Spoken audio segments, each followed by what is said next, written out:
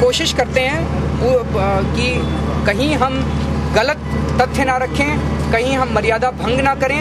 हम नहीं चाहते, हमारा मकसद मर्यादा भंग करने का बिल्कुल नहीं है। अगर हमने कहीं मर्यादा भंग की है, आप हमें प्लीज़ बताइए, हम उसको आगे से बिल्कुल ठीक करने की कोशिश करेंगे। अगर पहले ही आपको प्रिविलेज का एक नोटिस मिल चुका है और अब एक और मामले में आपके खिलाफ कार्रवाई की बात की जा रही है, कैसे टैकल करेंगे इस पूरे? मैं फिर से ये कह रहा हूँ कि हम लोगों को जितना दंड देना चाहते हैं आप दे दीजिए, लेकिन हम लोगों को दंड देने से देश की संसद की इज्जत नहीं बढ़ने वाली।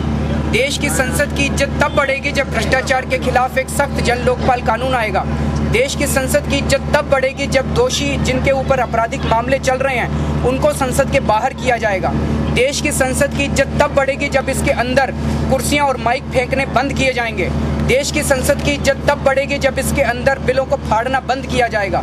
देश की संसद की इज्जत तब बढ़ेगी जब सांसदों की खरीद फरोख्त बंद होगी। हमें दंड देना चाहते हैं, हमें दंड दे दीजिए, हम उसके लिए भुगतने के लिए तैयार हैं। The entire opposition was unanimous in Lok Sabha today. Sushma Swaraj, the BJP, in fact, Kiran Bedi from Jantar Mantar yesterday praised BJP. She went ahead and said that Team Anna should stay in their limits. Do you see the entire polity ganging up against Team Anna?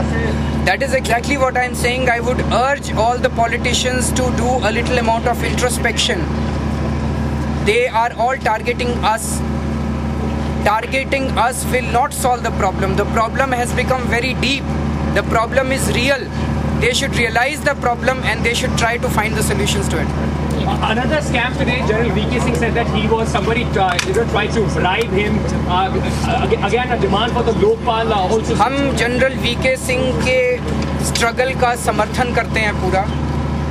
वो एक बहुत ही इज्जतदार army chief हैं।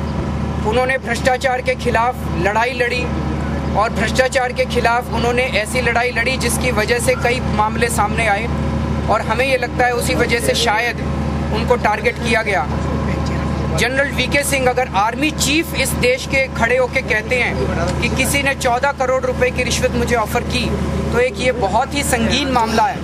एक तरफ army chief भ्रष्टाचार जो army में हो रहा है उसकी बात उठा रहे हैं और जो सरकारी लोकपाल बिल है उसके अंदर से आर्मी को बाहर कर दिया गया है। सरकार आर्मी के अंदर के भ्रष्टाचार को लेके बिल्कुल भी नहीं सोच रही है।